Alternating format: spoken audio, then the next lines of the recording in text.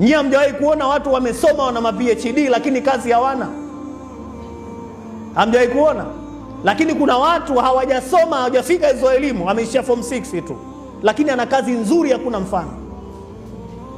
Kuna watu wamesoma na watu wasiokuwa wasomi leo ndio wana maisha mazuri kuliko wale waliosoma. Hamjayaona hayo?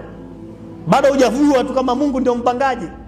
Hakuna mtu anayejipangia mipango duniani, hakuna.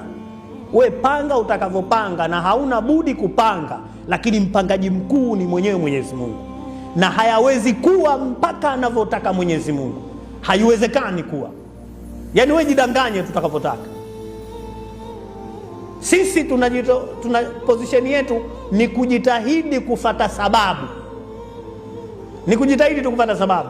Fungua banda lako la chipsi, uza chipsi. Watu watakuja kukufuata pale kwenye chipsi. Sasa chipsi zitatoka kiasi gani? Wateja wangapi watakula? Hayo mwachie Mungu.